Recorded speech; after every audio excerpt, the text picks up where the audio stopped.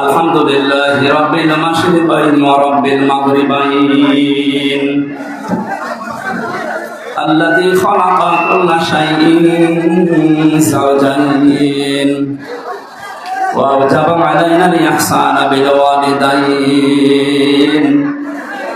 ونشهد أن لا إله إلا الله وحده لا شريك له وأشهد أن محمدا عبده ورسوله سيد الكونين صلى الله عليه وعلى آله وصحبه وأتباعه أجمعين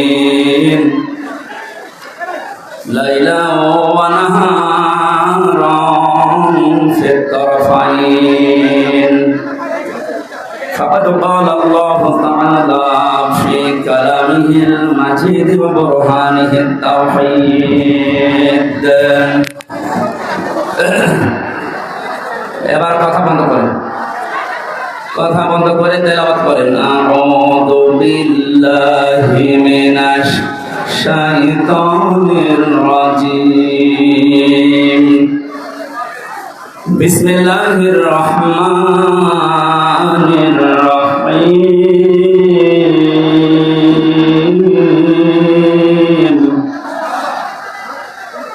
তাবারাকাল্লাযী বিয়াদিহিল মুলকু ওয়া হুয়া আলা কুল্লি শাইইন কাদির الذي خلق الموت والحياة ليبلوكم أيكم أحسن عملا وهو العزيز الغفور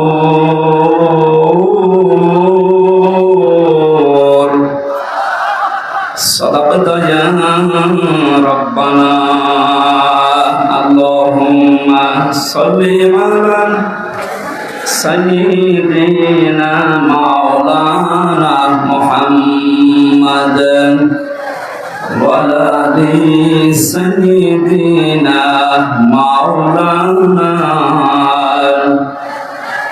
আমাদের প্রভু এক নবীর উম্মত জীবন বিধানে ওই শিবানী কোরআন তবে কেন এখনো হে মুসলমান এক হও করিয়া আলহামদুলিল্লাহ। প্রান্তীয় জেলা কুষ্টিয়া গাড়ামারা থানার অন্তর্গত ১৬ ঘাটপাড়া জামে মসজিদের উদ্যোগে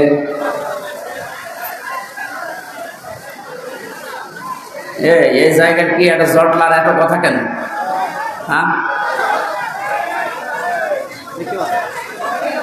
কি দেখবেন? কি আমি বলি মনি কি দেখবেন? দেখার মতো মানুষ যে ছিল সে তো পালিয়েছি। কি সুন্দর চেহারা দেখেননি? সারা জীবন তো দেখলেন, এখন কি দেখবেন? যায় দেখেছেন এই পর্যন্ত থাকে, কালকে ইন্টারনেট থেকে নামিয়ে দেখবেন। বসে কথা বলবেন, আপনি যাই করেন কথা বলবেন।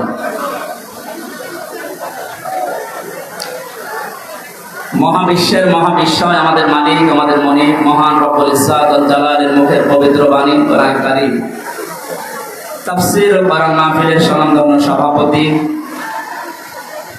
বিশিষ্ট আইনজীবী, আমাদের জেলার কৃতি সন্তান অ্যাডভোকেট মোহাম্মদ তৌহিদুল ইসলাম আলম দামাত বারকাতুহুল আলিয়া, বলেন আমিন। এখান থেকে একটু বসা লাগবে, বসেন, যে যেখানে আছেন বসে। কথাটা যারা বলছেন আপনাদের কিন্তু গোনা হয়ে যাচ্ছে। যেখানে দাঁড়িয়ে আছেন ওই জায়গাটাতে বসা যায় না। মাহফিলের প্রধান অতিথি বাংলার কৃতি সন্তান, বীর মুক্তিযোদ্ধা, সাবেক সংসদ সদস্য, কুষ্টিয়া ২ নির্বাহী সদস্য, বাংলাদেশ জাতীয়তাবাদী দল কেন্দ্রীয় কমিটি, এলাকার অভিভাবক জনাব অধ্যাপক শহীদুল ইসলাম, হায়াতে তৈয়বা সিহাতে কুল্লিয়া কামনা করছি, আল্লাহ যেন দান করে। এতক্ষণ আলোচনা রাখলেন ইসলামিক চিন্তাবিদ হাফেজ মাওলানা মুফতি মঈনুল হক আহসানী ঝালকাঠি। আলোচনা রেখেছেন হাফেজ মাওলানা নজরুল ইসলাম, হাফেজ মাওলানা রমিজ ইকবাল। মঞ্চে বসা ওলামায়ে কেরাম, সামনে বসা মুসলমান ভাইরা, পর্দার আড়ালের সম্মানিতা মা এবং বোনেরা, প্রশাসনের ভাইরা, প্রাণ প্রিয় কুষ্টিয়াবাসী, দল মত নির্বিশেষে কোরআনের এই অনুষ্ঠানে যারা এসেছি, এবাদত মনে করি। এটা এখন এবাদত চলছে না, এবাদত আরম্ভ হয়ে গেছে। এবাদতে যেভাবে আমরা কথা বলি না, এদিক ওদিকে তাকাই না, হাসাহাসি করি না, গল্প গুজব বন্ধ থাকে, একটা ঘন্টা যদি আপনি কোরআন বোঝার জন্য ইবাদত মনে করে বসেন, ঠিক ওইভাবে থাকবেন। যদি এরপরও আপনি ব্যত্যয় ঘটান, তাহলে আপনার এই আলোচনাটা, এই অনুষ্ঠানটা নষ্ট করার গুনাহ হবে। ফাস্তামিউ লাহু ওয়া আনসিতু। আল্লাহ তাআলা বলেন, কোরআনের আলোচনা আরম্ভ হলে একদিকে চোখ থাপদান, 2 নম্বরে তোমরা মন কান লাগিয়ে শুনবা। আমরা দুইটা এখানে চাই। কথা বন্ধ হবে এবং আমরা যেন দিলের কান লাগিয়ে শুনতে পারি। লাআল্লাকুম তুরহামুন, আশা করা যায় আল্লাহর রহমত তোমাদের উপরে নাযিল হবে। আমরা এখানে এসেছি রহমত পাওয়ার জন্য না গজব পাওয়ার জন্য? এই জন্য আশা করছি আপনি আমার কথা মেনে নেবেন যে আল্লাহ আমাদেরকে ইবাদতের ভেতরে নিয়ে আসলেন। এই প্রচন্ড গরমের ভেতরে বলেন আলহামদুলিল্লাহ। বিশ্বনবী জানিয়েছেন, মান ক্বালা বিহি সাদাকা, যারা কোরআন দিয়ে কথা বলে এরা সত্য কথা বলে। তাফসীরুল কোরআন মাহফিল যেহেতু লিখে দিয়েছেন, আমরা কথা এখানে বলবো শুরু থেকে শেষ পর্যন্ত আল্লাহর কোরআন দিয়ে। আমান হাকামা বিহি আদালা, যারা কোরআন দিয়ে বিচার ফায়সালা করে এরা ন্যায় বিচার কায়েম করতে পারে। কোরআনের বিচার এখনো পর্যন্ত আমরা দেখি নাই, এই জন্যে কাঙ্ক্ষিত মানের শান্তি দেশে এখনো প্রতিষ্ঠিত হয়নি। এ কথার সাথে একমত আছেন তো? কাঙ্ক্ষিত মানের শান্তি পেতে হলে আল্লাহর এই বাণী, এই কালাম ছাড়া বিকল্প আর কিচ্ছু নেই। বহু কিছু আমরা দেখেছি 53 বছরে, কেউ কিছু করতে পারে না। আমরা এবার দেখতে চাই আল্লাহর এই কোরআন দিয়ে যেন বাংলাদেশের এই জমিনটা চলে ইনশাআল্লাহ। এতদিন যারা কোরআনের বিচার ব্যবস্থা কায়েম না করে শুধু মুখে বলে উড়িয়েছিল যে আমরা ন্যায় বিচার কায়েম করেছি, এটা ডাহা মিথ্যা কথা। এর বাস্তব প্রমাণ আমি নিজে। 3 বছর আমাকে অন্ধ প্রকোষ্ঠে রেখে দিয়েছিল। কয়েকদিন আগে আমার মামলা সব খারিজ হয়ে গেছে, আপনারা জানেন। আমি মনে করলাম জিজ্ঞাসা করে বিচারপতিকে যে এতদিন পর্যন্ত আপনার এই আদালতে আমার মামলা আসতো যেত, কি আপনি একদিনও দেননি, আজকে যে একেবারে খালাস করে দিলেন? হয়তো এই কথাই আমাকে বলতো যে হুজুর আমার হাত বাঁধা ছিল। কি বাঁধা ছিল? আজকে যেহেতু হাত খোলা পেয়েছি, কোনো চাপ নেই, আমার কোনো চিন্তাও নেই। সুতরাং এই দেশটাতে ন্যায় বিচার কায়েম করতে হলে এ দেশে যত চাপ আছে উপরে সব চাপ বন্ধ করা লাগবে। ছাত্র জনতা জীবন দিয়েছে যে 9টা কারণে, তার ভেতরে এটা অন্যতম, যে কোনো চাপ থাকবে না। কিসের চাপ? জেল থেকে বের হওয়ার পরে আমি এই ভাড়ামারা এসেছিলাম। কোন জায়গায় যেন আমাকে বলছে হুজুর উপরে চাপ হবে না। আমিও বলেছিলাম আপনার চাপ সর্বোচ্চ এই জেলার যিনি দায়িত্বে আছেন, আমাদের মাননীয় এমপি, যিনি পালিয়েছেন, ওই পর্যন্ত। আর আমার চাপ তো সরাসরি আরশ পর্যন্ত।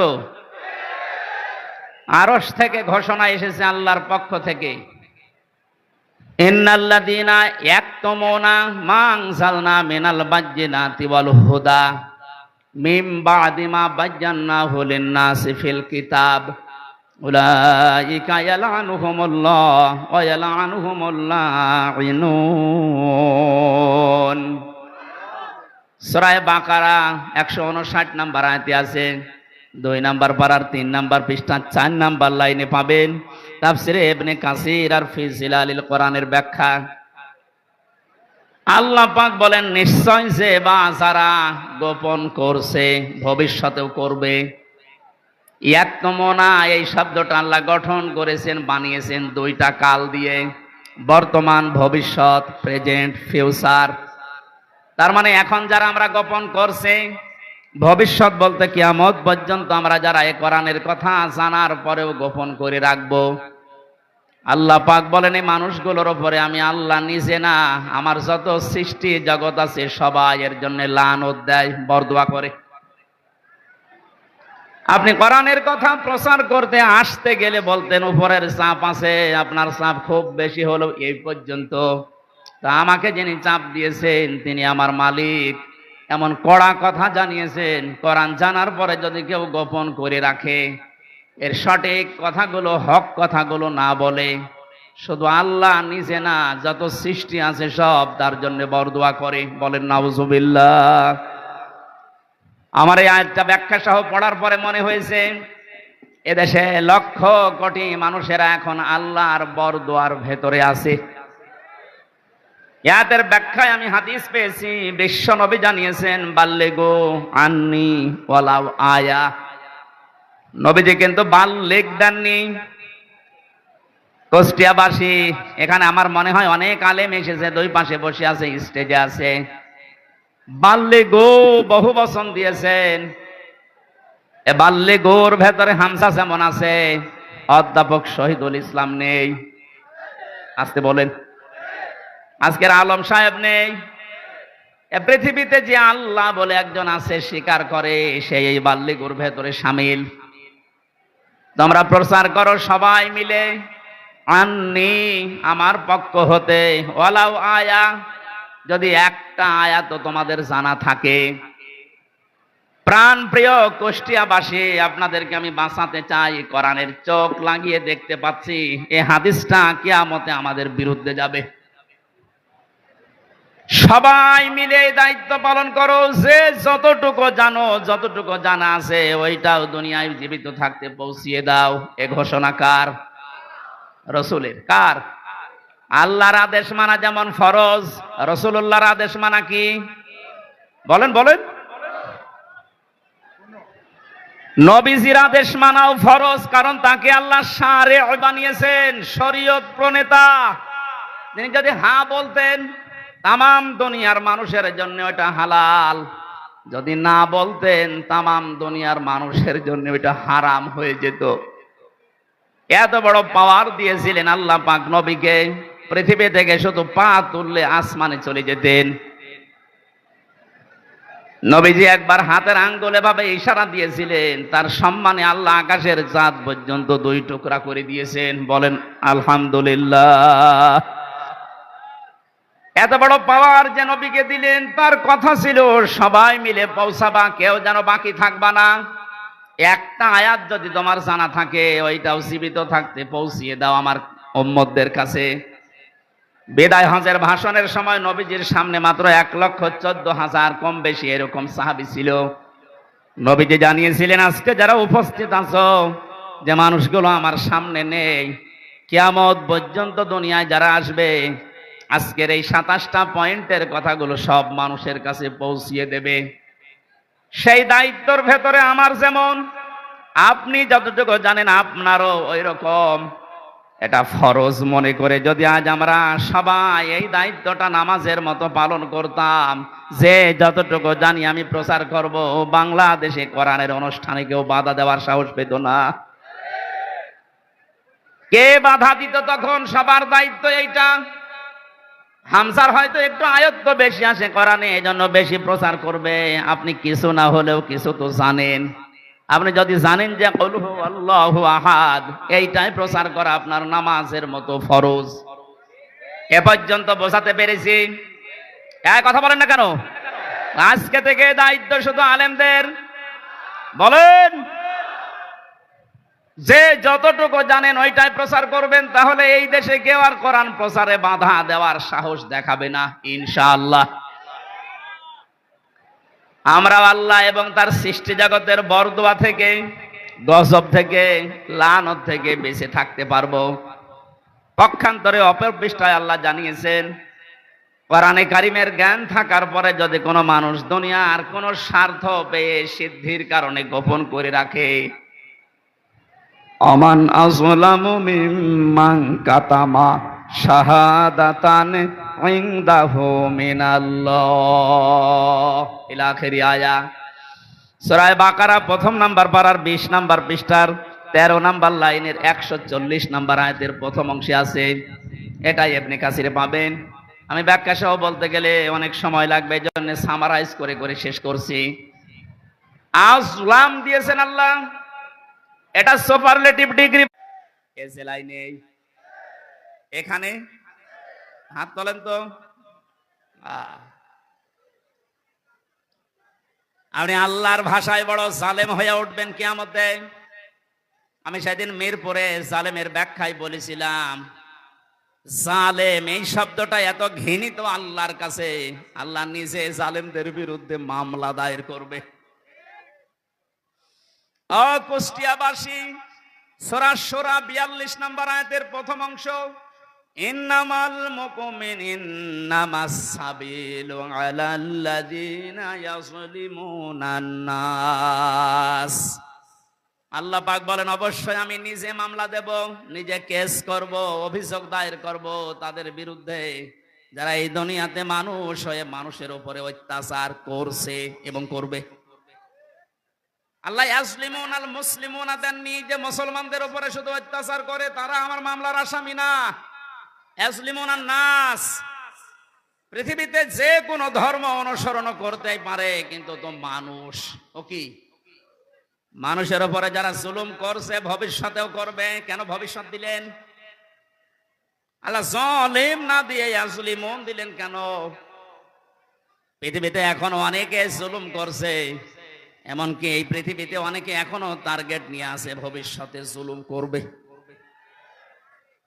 এটা আমি বেশি বলে ফেললাম। অনেকে যে জুলুম করবে তার ভাবসাব দেখে বোঝা যাচ্ছে। জালেমরা তো পালিয়েছে। জালেমের পরে 5 তারিখ থেকে আজকের এই 9 তারিখ, এই 1 মাস 4 দিনে আমরা অনেককেই জুলুমের সাথে জড়িত হতে দেখে ফেলেছি। এখন যদি আপনি জুলুম শুরু করেন, থালা হাতে পেলে কি করবেন? সুতরাং আপনি থামেন। যারা জুলুম করছেন তাদের সর্বোচ্চ নেতা বারবার ওখান থেকে ভিডিও বার্তা পাঠাচ্ছে যে থামেন। এ দলের নাম নিয়ে কেউ যদি জুলুম করে, অত্যাচার করে, ছিনতাই করে, যে কোনো কাজ করে, এর জন্য দল দায়ী না, সে তার নিজের জন্য দায়ী। এদেশের মানুষ কন্যা নামে যিনি পরিচিত ছিলেন, আমরা দেখেছিলাম বাতাস একটু ঘুরে গেছে, তখন ইনি ভিডিও বার্তা দিয়েছে ছাত্রলীগ এটা আওয়ামী লীগের কোন অঙ্গ সংগঠন না। এত আদর মহব্বত দেখতাম, অথচ বাস্তবতায় একটু বাতাস ঘুরেছে। তাই যদি এই পরিচয় দিয়ে যে ওরা আমাদের দলের কেউ না, অঙ্গ সংগঠন না, যিনি অলরেডি এখন ঘোষণা দিতে আছে প্রতিদিন কিছু মানুষের কাজ কারবার দেখে, এরপরও যদি আপনি সংশোধন না হন, আপনারও কপালে জালেমদের মতো আগুন লাগবে। আমি আর নিচে নামলাম না, নাকি আরো নামবো? না, অত নিচে নামা ঠিক হবে না, কারণ এখনো তো ভালো শুরু হয়নি। এই আয়াত দিয়ে যেটা শিক্ষা দিতে চাই, কুষ্টিয়াবাসী, 64 জেলার ভেতরে কুষ্টিয়া আমার কাছে প্রিয়, কারণ এখানে আমার জন্ম। সব জেলার চাইতে আপনাদেরকে বেশি ভালোবাসে একটু, কারণ এখানে আপনাদের সাথে আমার সম্পর্ক একটু বেশি। কথা বলেন ঠিক কিনা? আশা করছি আপনি বুঝেছেন, জালেমরা কিন্তু হামজার টার্গেট না, জালেমরা টার্গেট আল্লাহর। সুতরাং 15.5 বছরে যিনি জুলুম করেছেন, আমি 11টা ফেরেশতা দেখেছি। প্রথমেই যেটা দিয়ে শুরু হয়েছিল মিডিয়ার, 950 উপরে আমার সাথে জেলখানায় 3টা বছর অনেককে দেখেছি। দীর্ঘ শ্বাস যখন ফেলতো, ডাক দিয়ে বলতো, হামজা ভাই আর 1 মাস পরে রিটায়ার্ড হয়ে যাব, অথচ 14 বছর জেলে আছি, কিচ্ছু জানি না। আপনি এই শ্বাসটা কিভাবে নষ্ট করবেন? মাজলুম যদি কোনো কথা মুখ দিয়ে একবার বের করে ফেলে, আল্লাহর নবী জানিয়েছেন, ইত্তাকি দাওয়াতাল মাজলুম ফাইন্নাহা বাইনাহা লাইসা বাইনাহু ওয়া বাইনাল্লাহি হিজাব। মুসলিম শরীফের হাদিস। নবীজিকে দিয়ে আল্লাহ বলাচ্ছেন, নবী আপনি বলেন, হে পৃথিবীর মানুষেরা, যা করো করো, কিন্তু মাজলুমের বরদুয়া থেকে নিজেকে বাঁচিয়ে রাখবা। কারণ মাজলুম যদি এরকম কোন শব্দ বের করে ফেলে, ওটা সঙ্গে সঙ্গে আরো সে চলে যায়। কত মুসলিমের চোখের পানি জেলখানার অন্ধ কষ্টে পড়ছে। এ পৃথিবীতে দেখলাম এই বাংলাদেশ নামে একটা দেশ, এখানে 1628 জন মানুষ এই চেয়ারে বসে দায়িত্ব পালন করছে। মেন যারা বাস্তবে দেখেছিলাম এই 1628 জনের ভেতরে 1627 জনের হাত বাঁধা, একজনের হাত খোলা ছিল। একজনের হাত খোলা ছিল আবু সাইদের। হ্যাঁ, ওর হাত যদি খোলা না থাকবে এভাবে করে দিল কি করে? হাইকোর্টের বিচারপতি পর্যন্ত যদি বলে যে না, হামজার মামলা, মামুনুল হকের মামলা হবে না, উপরের নির্দেশ, তোর চেয়ারে বসে থাকার দরকার, কিন্তু ভ্যান চালা। আপনি বলেন, একটা হাইকোর্টের বিচারপতি যদি একথা বলতে পারে, বিচার ব্যবস্থা কিভাবে বাধা ছিল আপনি টের পাচ্ছেন? একটা দেশ কত বড় দুর্নীতিগ্রস্ত হয়ে গেলে জাতীয় মসজিদের ইমাম পর্যন্ত পালিয়ে যায়। আর কার নাম বলবেন? জাতীয় মসজিদের ইমামও পালিয়ে গেছে।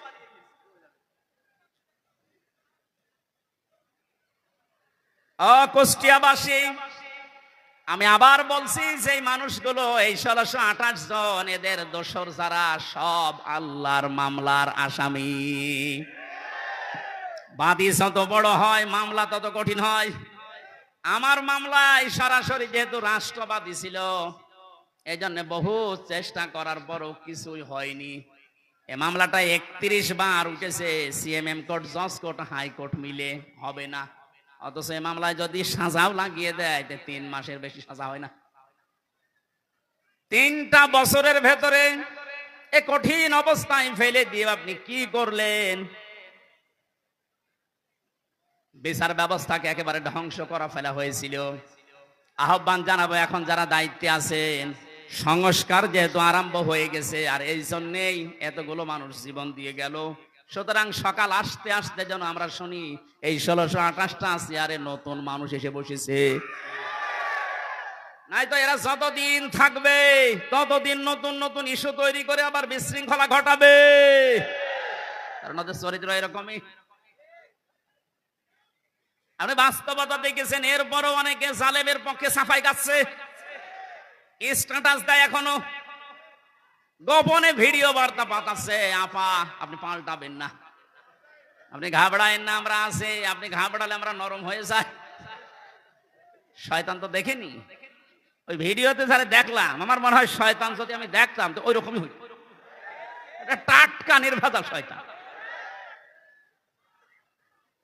জানা শোনার পরে জালেমের পক্ষে সাফাই গায়, জালেমকে সাহস দেয়।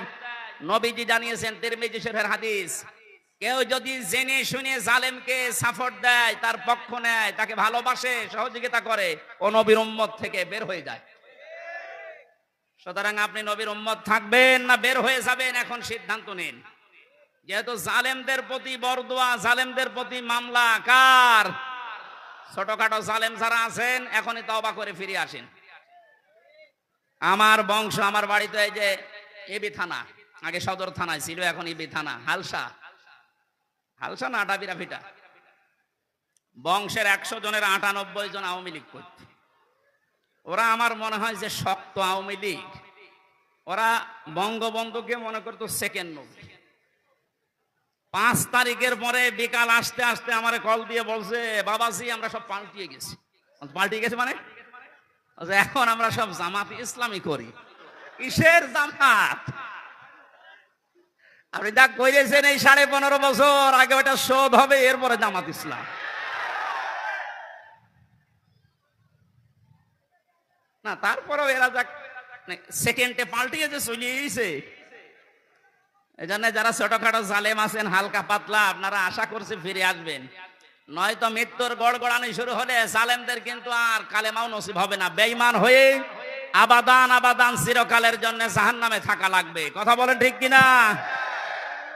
অন্তত অন্য জেলায় যাই হোক, আমার জেলা জাহান্নামে যাবে, আর আমি সারা দেশে আমি ঘর ছেয়ে বেড়াই, আর আমার ঘরের খড় নেই না। এটা করা যাবে না। আমি আহ্বান জানাচ্ছি, আপনাদের বিবেককে কাজে লাগাবেন। জালেমদের পক্ষে আমরা কোনোদিন ছিলাম না, ইনশাল্লাহ সামনে কিয়ামত পর্যন্ত এই বাংলাদেশে জালেমদের পক্ষে আমরা থাকবো না ইনশাল্লাহ। কোরআনে কারিমের অনুষ্ঠানে যেহেতু এসেছি, কোরআন কিভাবে মানুষের কাছে উপস্থাপন করা লাগে এ ধরন আল্লাহ শিখিয়েছেন কোরআনে। ওইভাবে বলবো নাকি মন মতো বলবো? কোরআনে কারিম কিভাবে আপনি মানুষের সামনে উপস্থাপন করবেন, বর্ণনা দেবেন, ১৫০০ বছর আগে আল্লাহ পাক ওটা আমাদেরকে শিখিয়েছেন। কিতাবুন উনজিলা ইলাইকা ফালা ইয়াকুন ফি সাদরিকা হারাজুম মিনহু লিতুনযিরা বিহি ওয়া যিকরা লিল মুমিনিন। বলেন আল্লাহু আকবার। সূরা আরাফ ৮ নম্বর পারা ১০ নম্বর পৃষ্ঠার ১ম নম্বর লাইনের ২ নম্বর আয়াত। এটা তাফসীরে ফি জিলালিল কোরআনে ব্যাখ্যা আছে, সাইয়্যিদ কুতুব লিখেছেন। আল্লাহ পাক বলেন, নবী এই যে একখানা কিতাব এটা আপনাকে আমি দিলাম, এটা যখন মানুষের সামনে আপনি বর্ণনা দেবেন, ব্যাখ্যা করবেন, তাফসীর করে শোনাবেন, দুইটা বিষয় খেয়াল করবেন। হারাজুম মিনহু লিতুনযিরা বিহি লিসাদরিকা, আপনার মনের ভেতরে যেন কোনো সন্দেহ, সংশয়, দ্বিধা, দ্বন্দ্ব, ভয়, ভীতি এগুলো আপনার মনে যেন না ধরে। ওয়া যিকরা লিল মুমিনিন, কোরআন এই দেশে এই পৃথিবীতে মুমিনদের জন্য উপদেশ। এই আয়াতের ভেতরে হারাজন শব্দের ব্যাখ্যাটা ইম্পর্টেন্ট। এদিকে তাক। হারাজনের ব্যাখ্যায় আমি দুইটা অর্থ পেয়েছি। হে নবী, আপনি যখন কোরআনের কথা বলতে যাবেন, অনেক মানুষ আছে না বোঝার কারণে আপনার উপরে মন খারাপ করতে পারে। এরকম মানুষ নেই দেশে? কথা বুঝতেছেন? কোরআন যেভাবে আল্লাহ উপস্থাপন করেছেন, যেভাবে তিনি বর্ণনা দিয়েছেন, ওই ফোর্সে যদি বর্ণনা দেওয়া হয়, অনেক মানুষের সীমিত জ্ঞানের কারণে ওই বক্তব্য বুঝবে না, সেটা উল্টা পাল্টা ধারণা আপনার উপরে আসতে পারে যে হুজুর মনে হয় রাজনীতি করছে। এরকম ধারণা দেশে নেই। দ্বিতীয় নম্বরে, আবহমান কাল থেকে এমন এমন নিয়ম নীতি মানুষ ইবাদত মনে করে পালন করে আসছে, যেটা আসলে ইসলামে নেই, কোরআনে নেই, হাদিসে নেই, কিন্তু মানুষ ইসলাম মনে করে পালন করে আসে। আপনি কোরআনের ব্যাখ্যা দিলে ওইগুলো টিকবে না, তখন ওই মানুষগুলো আপনার প্রতি মন খারাপ করবে। এর বাস্তব প্রমাণ এই যে মাজার আছে না, কি সার মাজার জানো, সে যেসাই হোক, কোথায় পেয়েছেন এসব মাজার? কিছু মানুষের মাজারের প্রতি এত মহব্বত, আমার মনে হয় বিশ্ব নবীর উপর এত মহব্বত নেই। কিয়ামতের ময়দানে দুই প্রকার মানুষকে আল্লাহ সব চাইতে বেশি অপমান করবেন। তার এক নম্বরে দুনিয়ায় যারা মাজারের খাদেম ছিল, আরে কুষ্টিয়াতে দুই জায়গায় খাদেম বেশি, গোলাপ শাহ, লালন শাহ। আর জায়গা পান না খেদমত করার। এক কথা বলেন না কেন? মাজার কেন্দ্রিক যদি ইসলাম হতো, এই পৃথিবীতে সর্বোত্তম মাজার হচ্ছে মোহাম্মদ রাসূলুল্লাহটা। ওখানে তো কাউকে আমি কোনোদিন টাকা দিতে, মোমবাতি দিতে, আগরবাতি দিতে দেখি না। কোন কারণে আপনি এখানে এই সমস্ত কাজ কারবার করেন? লা তাত্তাখিদুল কুবুর মাসাজিদা, কবরকে সেজদার জায়গা বানিও না। অথচ লালনের মাজারে যে দেখেন এখনো অনেকে সেজদায় পড়ে আছে। এইটাই আমি একদিন গিয়েছিলাম, কিভাবে শিরিক চলছে। কোরআন দিয়ে হাদিস দিয়ে বললে বাংলাদেশে ৪৮,০০০ মাজার, একটাও টিকবে না। আজকে দেখলাম দুইটা মাজার অলরেডি বড় বড়, যেগুলো সবচাইতে বেশি ইনকাম হতো, দেওয়ানবাগি আর ওদিকে ৮ রশি ভেঙ্গে গুড়িয়ে দিয়েছে। শিরিক যে দেশে চলে, ওই দেশে আল্লাহর রহমতের দৃষ্টি আল্লাহ তুলে নেয়। আমার তো মনে হচ্ছে যেভাবে দেশ থেকে এখন শিরিক আস্তে আস্তে আরম্ভ হচ্ছে দূর হওয়া, আল্লাহর রহমত এই দেশটা আল্লাহ ভরিয়ে দেবে ইনশাআল্লাহ। কোন মৃত মানুষের প্রশংসা করা ৩ দিনের উপরে জায়েজ নেই। ভালো করে শোনেন, আমি বানিয়ে বলছি। যত আপনজন হোক, মারা গেলে ৩ দিনের পরে আপনি আর শোক পালন করতে পারবেন না। ৩ দিন পরে শোক পালন করা জায়েজ নেই কারো কেউ মারা গেলে। হ্যাঁ, বিধবা মহিলা স্বামী মারা গেলে সর্বোচ্চ ৩ মাস ১০ দিন বিবাহ ছাড়া থাকতে পারবে। আপনার কি আত্মীয় হয় গোপালগঞ্জের ওই লোক? কবে মারা গেছে এতদিন পর্যন্ত আপনার শোকই যায় না? আপনাকে রাগ হয়ে গেল, তাহলে হাদিস কেটে বাদ দিয়ে দিন। আমি তো গোপন করলে আমার সমস্যা হবে, কিয়ামতে আমার জহব্বা কেটে দেবে। কথা বলেন। আমি আপনাকে বাঁচাতে চাচ্ছি, যেহেতু ইবাদত একদিন, 2 দিন, 5 দিন না। ওয়াবুদ রব্বাকা হাত্তা ইয়াতিয়াকাল ইয়াকিন। সূরা হিজরের 99 নম্বর আয়াত, 14 নম্বর পারার 6 নম্বর পৃষ্ঠার 4-5 নম্বর লাইনে আছে। আল্লাহ বলেন ইবাদত করবা 2 দিন 5 দিন না, যতদিন মরণ না আসে ততদিন। এটা যদি একটা ইবাদতের কথা বলছি, শোক পালন করা জায়েজ নেই 3 দিনের উপরে। এজন্য ইমাম হোসাইন মারা যাওয়ার পরে আজও যারা শোক পালন ছাড়েন না, আপনি ইসলামে নেই। এটা একটা বেদাত। এক কথা বলেন না কেন? আপনার মহাব্বত ইমাম হোসাইনের প্রতি এত বেশি যে হাই হোসেন হাই হোসেন করে পিঠের চামড়া তুলে ফেলছেন। তো ওনার তো আর একটা ভাই ছিল হাসান, উনি মারা গেছে বিষ খেয়ে। একটু বিষ খান তো দেখি। পুরাটা বাটপারি এটা। ইমাম হোসাইনকে নিয়ে যদি এই মানুষগুলো আবেগ দেখি এরা বাটপারের পর্যায়ে পড়ে, পৃথিবীতে ইমাম হোসাইনের পর আর কে এত দামি থাকতে পারে যে তার জন্য আপনাকে বছরে বছরে, মাসে মাসে, দিনে দিনে শোক পালন করা লাগবে? এটা ইসলাম না। ইসলামের ভেতরে নতুন করে আপনি এটা সংযোজন করেছেন, আপনি বেদাত পন্থী। নবীজি জানিয়েছেন কেউ যদি বেদাত আরম্ভ করে, ইবাদত না অথচ ইবাদত মনে করে পালন করতে বলে, ওই লোকটাকে সালাম দেওয়া পর্যন্ত সাইজ নেই। কত বড় কঠিন কথা দেখেছেন। যারা বেদাত আবিষ্কার করে তাদের সালাম দেওয়া জায়েজ নেই, অথচ এমন হাদিস আমি কোনোদিন পড়িনি, পাইনি যে নামাজ পড়ে না তারে সালাম দেওয়া যাবে না। পেয়েছেন? কেউ পেয়েছেন? নেই। রোজা রাখে না তারে সালাম দেওয়া যাবে না, আমি পাইনি। কিন্তু ইসলামের ভেতরে নতুন করে কিছু ঢুকিয়ে কেউ যদি ওইটা ইসলাম মনে করে পালন করে, তারে সালাম দেওয়া জায়েজ নেই। আর এগুলো সব বেশি হয় এই 48,000 দরবারে। এই জন্য শিরিক যখন এই দেশ থেকে বিদায় নিচ্ছে, আল্লাহ রাব্বুল আলামিনের রহমত এ দেশে বৃষ্টির মতো নাজিল হবে ইনশাআল্লাহ। তাই বলে আবার বৃষ্টি শুরু হয়ে গেল নাকি?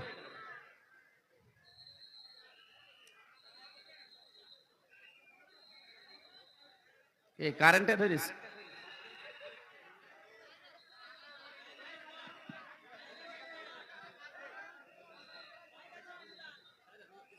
এই সমস্যাটা বলবেন। দেখতে পাচ্ছেন না, কি করা যাবে? মা এখানে প্রায় 1 কিলোমিটার শুধু মানুষ দেখে আসলাম। 1 কিলোমিটার শুধু মানুষ, পা ফেলার জায়গা নেই। যেখানে আছেন ওইভাবে থাকেন ভাই। আর আপনাদের এই চাইতে আর বড় জায়গা ছিল না? না, কষ্ট হয়ে যাচ্ছে মানুষের। মানুষকে কষ্ট দেওয়া তো ঠিক না। এখন কি করব? এদের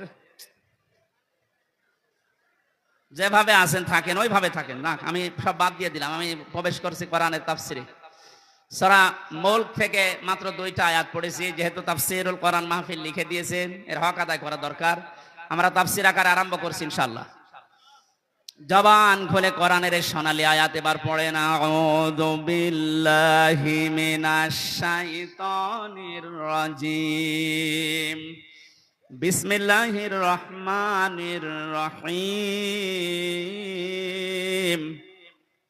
তাবারাকাল্লাযী বিয়াদিহিল মুলকু ওয়া হুয়া আলা কুল্লি শাইইন কাদির।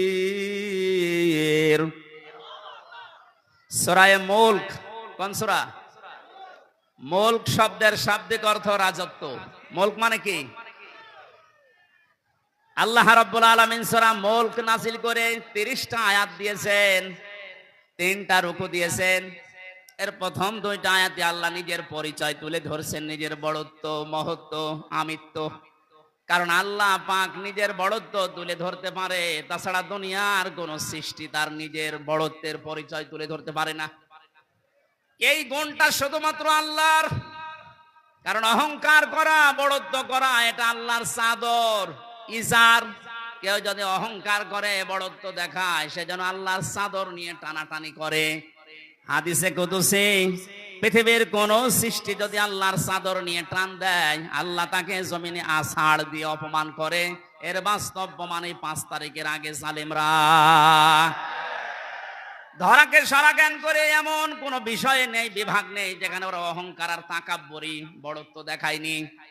আল্লাহ পাক ধরেছেন এমন কায়দায়, ওয়ালাহুম আযাবুম মুহিন। আল্লাহ বলেন, জালেমদেরকে যখন আমি ধরি, এই মানুষগুলোকে অপমানজনক শাস্তির একেবারে নিম্নে পৌঁছিয়ে দেই। কত বড় অপমান আল্লাহ করেছে এই কালামানিককে, ওর বিসি পর্যন্ত উঠে গেছে। আর কি দেখাবে আল্লাহ?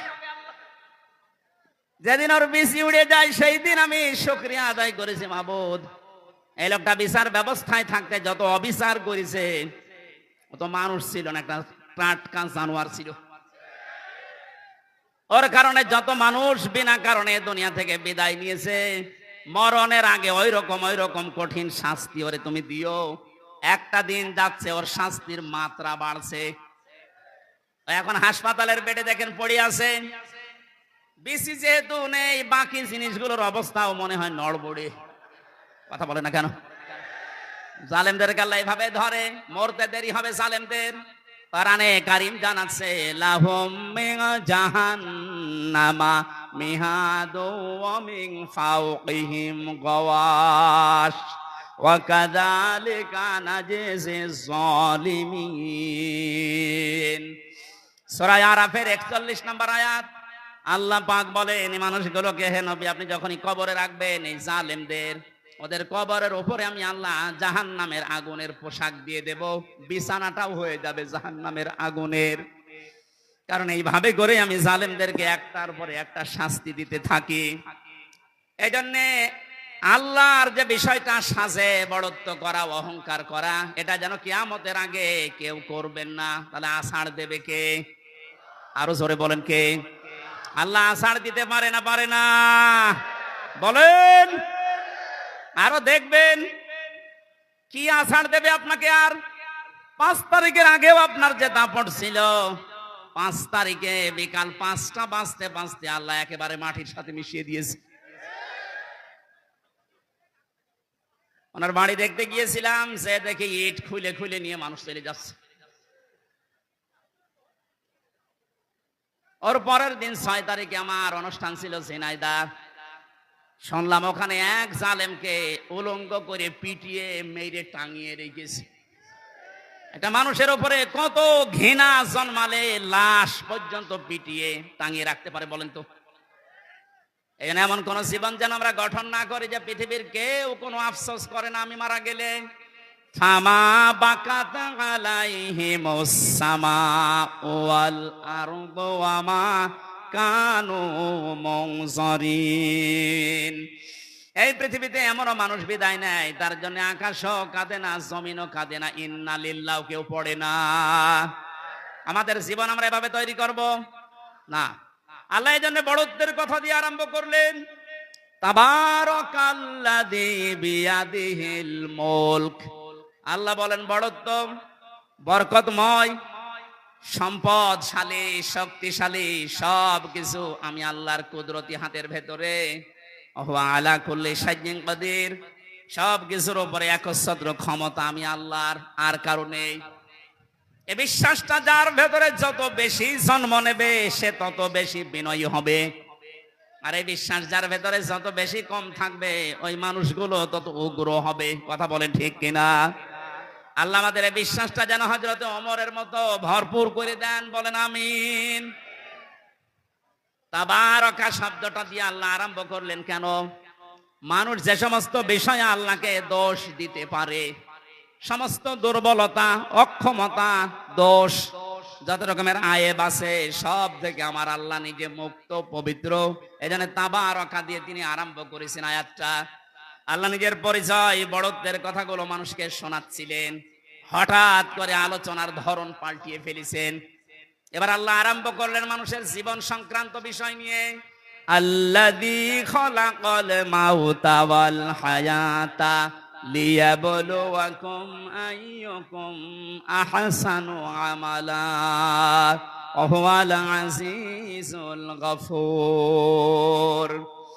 রব্বুল আলামিন বলেন, তিনি সে আল্লাহ এতক্ষণ যার বড়ত্বের, মহত্বের, বিশালত্বের কথা শুনছিলে, যেটা বলে কোনোদিন কিয়ামতের আগে আর শেষ করা যাবে না।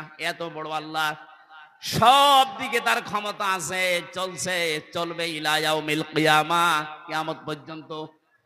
এবার আল্লাহ আস্তে করে আলোচনার ধরন পাল্টিয়ে তিনি বললেন, তিনি সে আল্লাহ যিনি তোমাদের মউত আর হায়াত বানিয়েছেন, যেন তিনি পরীক্ষা করতে পারেন তোমাদেরকে, তোমাদের ভেতরে কে সবচাইতে বেশি ভালো কাজ করে তার কাছে যেতে পারে।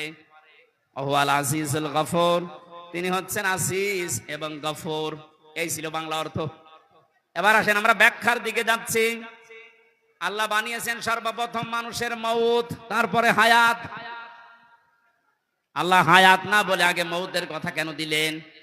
মুফাসসির লিখেছেন তাফসিরে, মানুষকে আল্লাহ এটা স্মরণ করাতে চেয়েছেন, পৃথিবীর মানুষেরা তুমি যত উপরে ওঠো না কেন, এ কথা সব সময় মনে করবা, স্মরণ রাখবা যে তোমার মরা লাগবে। এজন্য আল্লাহ দি খলাকাল মাউতা দিয়েছেন। 2 নম্বরে ওয়াল হায়াতা, তোমাদের হায়াত আমি আল্লাহ বানিয়েছি। তাফসিরে মুফাসসির দিয়েছেন হায়াত প্রধানত 5 প্রকার। কয় প্রকার? 1 নম্বরে আমরা একটা হায়াতে ছিলাম, আলমে আরওয়ার হায়াতে, এই জগতে আমরা বসবাস করেছি। ওখান থেকে আল্লাহ আমাদেরকে পাঠিয়েছেন আলমে বুতুন, মায়ের পেটের জগতে।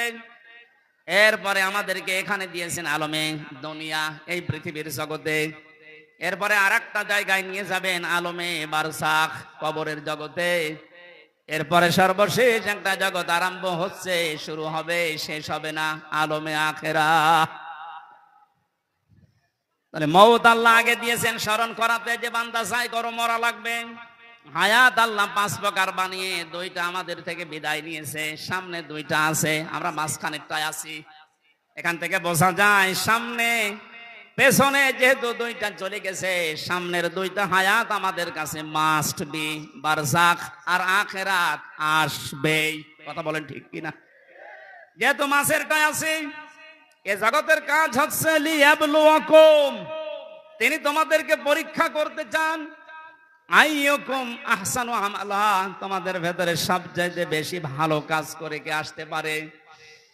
কুষ্টিয়াবাসী খুব খেয়াল করেন আল্লাহর এই কথাকে। তিনি কিন্তু বেশি বেশি কাজ চাননি, তিনি চেয়েছিলেন ভালো কাজ। কি কাজ?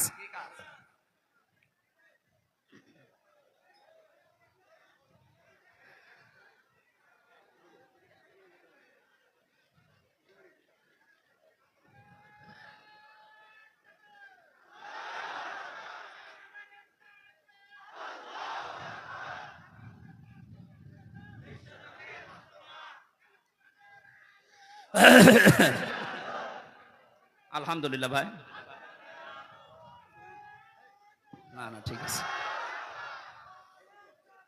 কুষ্টিয়াবাসী একটু খেয়াল করেন তো, তাফসির মাহফিলে তাফসির শোনার জন্য মন দিয়ে যারা বসে আছেন, 2টা জগৎ চলে গেছে অলরেডি, আর একটা জগৎ 2টার সামনে আছে। মাঝখানেরটায় আল্লাহ যেটা দিলেন আহসানু আমালা, আল্লাহ বেশি কাজ চান না, তাহলে আকসারু আমালা দিতেন। আল্লাহ দিয়েছেন আহসানু, ইসমে তাফসিল, আমি সবচেয়ে ভালো কাজটা চাই, বেশি কাজ চাই না। বাস্তবে আয়াতের পুরা উল্টা। এই 15.5 বছরে আপনি দেখেছেন বহু কাজের হাতে দিয়েছে, কিন্তু কাজগুলো ভালো হয়নি। কুষ্টিয়ার মেডিকেল কলেজের দিকে তাকান, হওয়ার আগেই ভেঙে পড়ে গেছে। এটা বানিয়ে বললাম, আমি জেলখানায় থাকতে যুগান্তর পত্রিকায় যেই দিন দেখেছি যে বানানোর আগে, উদ্বোধনের আগে পড়ে ভেঙে গেছে। আপনার অত বড় কাজের আঞ্জাম দেওয়া কি দরকার? কাজটা ভালো করে করেন। আল্লাহ বেশি কাজ চান না, আল্লাহ কি চান? আরো জোরে বলেন। কাজটা ভালো হওয়ার জন্য 2টা শর্ত। 1 নম্বরে দেখা লাগবে ওর ভেতর আল্লাহর বিধান আছে কিনা। 2 নম্বরে দেখতে হবে বিশ্ব নবীর জীবনে এরকম কাজ ছিল কিনা। এখন যদি বলেন নবীজির জীবনে হাসপাতাল বানানো ছিল, হ্যাঁ ছিল। বিশ্ব নবী মুহাম্মদুর রাসূলুল্লাহ মানবতার সেবায় যে কাজগুলো করেছিলেন ওই জামানায়, আপনি তার জীবনীতে দেখবেন এই যে মিডিয়ার কথা এসেছে আজকে আসার সময় বলছিল, এই জন্য মনে পড়ছে আমি বলছি। অনেক মানুষ এখনো পর্যন্ত ফতোয়াবাজি করছে যে নবীজির যুগে যে মিডিয়া, এই টেলিভিশন, এই পর্দা ছিল না।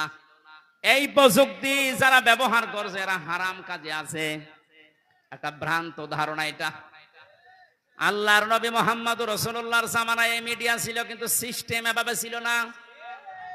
আপনি সিরাত ইবনে হিশাম দেখেন, সিরাত বিশ্বকোষ দেখেন, আর রাহিকুল মাখতুমের ভেতরে আছে ওই জামানার সর্বোচ্চ প্রজেক্টর ছিল, প্রযুক্তি ছিল লাল কাপড়। কেউ যদি বিপদে পড়তেন পাহাড়ের উপরে উঠে লাল কাপড় তিনি উড়িয়ে দিতেন। সব পাহাড়ের পাদদেশে এসে জিজ্ঞাসা করতো কি হয়েছে। এই যে লাল কাপড় উড়িয়ে দেওয়া এই প্রযুক্তি, এটা কাফেরদের তৈরি করা, আবহমান কাল থেকে হয়ে আসছিল। আল্লাহর নবী লাল কাপড় একবার উড়িয়ে দিলেন, পাহাড়ের পাদদেশে এলাকার কুরাইশেরা সব এসে জড়ো হয়ে গেছে। ডাক দিয়ে বলে, ইয়া মুহাম্মদ, কোন বিপদ? নবীজি বললেন, হ্যাঁ বিপদ। এই পাহাড়ের পাদদেশে একদল সৈন্যবাহিনী আছে, এখনই তোমাদেরকে আক্রমণ করবে। তোমরা যদি সতর্ক না হও। সবাই এক বাক্যে জবাব দিচ্ছে, বলেন আমরা সতর্ক আছি, কি করা লাগবে আমাদের? তিনি তখন বিষয়টা উল্টিয়ে বললেন, আল্লাহর বান্দা বান্দিরা, আমি দেখতে পাচ্ছি আল্লাহর গজবের ফেরেশতারা এই পাহাড়ের পাদদেশে অবস্থান নিচ্ছে। তোমরা যদি আল্লাহর একত্ববাদ স্বীকার করে কালেমার স্বীকৃতি না দাও, এই মুহূর্তে তারা তোমাদের আক্রমণ করবে। কেউ কোনো কথা বলে নাই। নবীজির আপন চাচা আবু লাহাব, সামনে একটা পাথর ছিল, ওটা হাত দিয়ে তুলে নবীজির দিকে যখন নিক্ষেপ করেছিল, ওর মুখ দিয়ে বের হয়েছিল, তাব্বা আলাকা আলিহাদা জামাতানা, ইয়া মুহাম্মদ, হে মোহাম্মদ, তুই এই কথা বলার জন্য আমাদেরকে এক জায়গায় করলি, তুই ধ্বংস হয়ে যা। বলেন নাউজুবিল্লাহ। এই যে ঘটনাটা 2-1 মিনিটে বললাম, আমি কি শিক্ষা পেলাম এখান থেকে? এই যে লাল কাপড় উড়িয়ে দেওয়া, এটা কাফেরদের তৈরি প্রযুক্তি। কথা বলেন না কেন? নবীজি যে এটা ব্যবহার করেছিলাম ইসলাম প্রচার করার জন্য, না ইসলাম ধ্বংস করার জন্য? আজ এই মিডিয়াগুলো যদি ইসলাম প্রচারের জন্য ব্যবহার করা হয় 100% জায়েজ। এটা যদি ইসলাম ধ্বংস করার জন্য ব্যবহার করা হয়, এটা 100% হারাম। হ্যাঁ, এখানে একটা মাসলা আছে।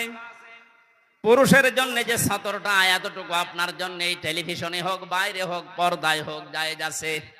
ইমাম আবু হানিফা রাহমাতুল্লাহ আলাইহির মত অনুযায়ী একটা পুরুষের মুখমণ্ডল, হাতের কবজি, পায়ের পাতা, এতটুকু বাদ দিয়ে পুরা শরীর যদি ঢাকা রাখে, তাহলে একটা মহিলার সামনে আসলে আপনার গুনাহ নেই। আমি আবার বলছি মাসলাটা, একটা মেয়ে লোক যদি নিজের মুখমণ্ডল, হাতের কবজি, পায়ের পাতা খোলা রেখে চলাফেরা করে, দেখাশোনা করে, জায়েজ আছে, এর দিকে তাকানো জায়েজ আছে। কিন্তু এ যদি খাস পর্দা করতে চায়, হাত মোজা, পা মোজা দিয়ে মুখ ঢেকে শুধু চোখ দুটো বের করে, এটা সর্বোত্তম। কিন্তু বাস্তবতায় যদিও কর্মজীবনে সে বাইরে যেতে চায়, হাতের কবজি, মুখমণ্ডল, পায়ের পাতা খোলা রেখে ও কাজ কারবার করতে পারবে। এটা যদি আপনি সামনে দেখুন যেমন জায়েজ আছে, পর্দায় দেখলেও সেরকম জায়েজ আছে। এবার আসেন পুরুষেরটা। আল্লাহর নবী জানিয়েছেন একটা পুরুষের সতর হচ্ছে মা নাভি থেকে শুরু করে হাঁটু পর্যন্ত। এটা যদি ঢাকা রাখে, বাকি শরীরে কাপড় চোপড় নেই, তার দিকে তাকানো জায়েজ আছে না নেই? 100% জায়েজ আছে, কারণ সতর ঢাকা আছে। আমরা যেটা নিয়ে এসেছিলাম, এই যে আহসানু আমালা, এই শব্দটার ব্যাখ্যা করতে গিয়ে আমি বেশি, আল্লাহ যেহেতু বেশি বেশি কাজ চাননি কোরআনে, ভালো কাজ চেয়েছেন, এখান থেকে একটা মাসলা আমি বের করেছি। পৃথিবীতে আমরা একটা বিষয় এখনো পর্যন্ত মনে হয় ক্লিয়ার না, মিজানের পাল্লা। শোনেননি নাম? মিজানের পাল্লা নাম শুনেছেন? এ জিনিস দিয়ে কি করে? আমল মাপে। কি মাপে? আরো জোরে বলেন। এখানে অধ্যাপক বসে আছে, অ্যাডভোকেট বসে আছে, আলেমরা বসে আছে। এই বিষয়টা ক্লিয়ার করব আজকে ইনশাআল্লাহ। কোরআনে কারিমে মাপার যন্ত্রের যে সমস্ত নাম আমরা পেয়েছি, ফাআম্মা মান সাকুলাত মাওয়াজিনুহু ফাহুয়া ফি ঈশাতির রাদিয়া ইলা আখিরি আয়াত। আল্লাহ পাক বলেন কোন মানুষের সেকাল ওজন এটা মাপ দেওয়া হবে, যেটা দিয়ে এটা যদি ভারী হয়, ওজন যদি বেশি হয়, তাকে সন্তোষজনক জীবন, তার মানে জান্নাতে তাকে পৌঁছিয়ে দেওয়া হবে। আমাদের দেশ, বিশেষ করে আমি বহু দেশ থেকে এই তথ্যটা পাওয়ার চেষ্টা চালিয়েছি। বাংলাদেশ, ভারত, পাকিস্তান, এই তিনটা দেশে একটু সমস্যাটা বেশি এই যে মাপটা নিয়ে। আমরা মনে করি কিয়ামতের ময়দানে আল্লাহ মিজানের পাল্লায় আমাদেরকে ওজন দেবেন। আমাদের ওজনটা দেবেন কি বলেন তো? আমল। বলেন না কেন? আরো জোরে বলেন, আর একবার বলেন। আমল। আমল এটা আরবি শব্দ, বাংলা কাজ। আমল মানে কি এ পর্যন্ত বুঝেছেন কিনা বলেন? আমল মানে কি? আরো জোরে বলেন। এবার আমার প্রশ্ন অধ্যাপক সাহেবের কাছে। পৃথিবীর প্রতিটি জিনিস পরিমাপ করার জন্য আলাদা আলাদা যন্ত্র আছে।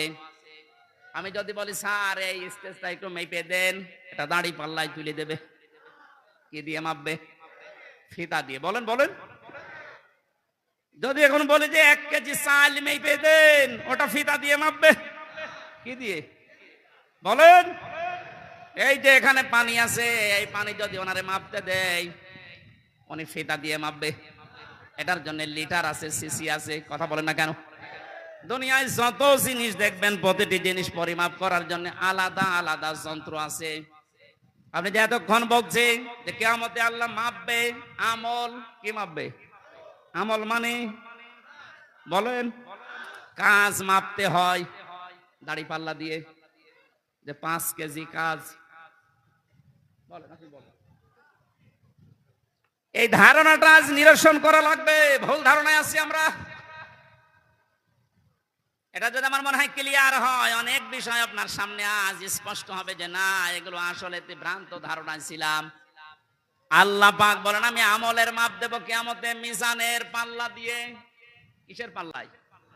মিজান মানে না না, আপনি কোন অভিধানে পাবেন না মিজান মানে দাড়ি পাল্লা। মিজান মানে মানদণ্ড। মিজান মানে কি? আমাদের হাইকোর্টের সামনে দেখবেন একটা দাড়ি পাল্লা টাঙানো আছে। ওটার নাম কি? ওটা সরকার টাঙিয়ে রেখেছে। 2 দিকে সমান সমান, নাকি একদিকে একটু ঝুলিয়ে আছে? 2 দিকে সমান কেন? সরকার দেশের জনগণকে বোঝাতে চায় এদেশের ইউনিয়ন থেকে শুরু করে জজ কোর্ট, হাইকোর্ট পর্যন্ত যদি কোনো বিচার না পাও, সুপ্রিম কোর্টে আসলে ন্যায় বিচার পাবা। এটা ন্যায় বিচারের প্রতীক। দাড়ি পাল্লা কিসের প্রতীক? আমাদেরকে যেহেতু আল্লাহ মাপবেন, আপনি বলছেন আমল। আমল মানে কাজ। আর এখানে কোনো পাগলেও বিশ্বাস করবে না কাজ মানুষ দাড়ি পাল্লায় তুলে দেয় যে 8 কেজি কাজ। এ কথা বলেন না কেন? কাজ মাপার জন্য আলাদা কোন যন্ত্র আছে? কাজ মাপে মানুষ কি দিয়ে? সে মানদণ্ডটা কি? সিসি দিয়ে মাপে না, লিটার দিয়ে মাপে না, ফিতা দিয়ে মাপে না, গজ দিয়ে মাপে না, কেজি দিয়ে মাপে না। কাজ মাপতে হলে লাগে গুরুত্ব। কি লাগে? কাজ মাপতে হলে গুরুত্ব লাগে। এ কাজটা গুরুত্বপূর্ণ এবং গুরুত্বহীন। যতগুলো ইবাদত আল্লাহ দিয়েছেন, 550-র উপরে ইবাদত আমি পেয়েছি। প্রতিটি ইবাদতের ভেতরে কিছু গুরুত্বপূর্ণ জিনিস আছে, আর কিছু ইবাদতে গুরুত্বহীন জিনিস আছে। এই যে আজকের এই প্যান্ডেলটা, এটার গুরুত্বপূর্ণ বিষয় হচ্ছে খুঁটি আরে সামিয়ানা। কথা বলছেন না কেন? এখানে গুরুত্বহীন অনেক জিনিস আছে। এই যে এইটা, এই টেবিল, এই লাইট, এই যে ফুল ফুল ঝুলছে, এই ক্যামেরা, এগুলো না হলে কেউ স্টেজ বলবে না। বলবে না? কিন্তু খুঁটি আর সামিয়ানা না থাকলে স্টেজ বলবে।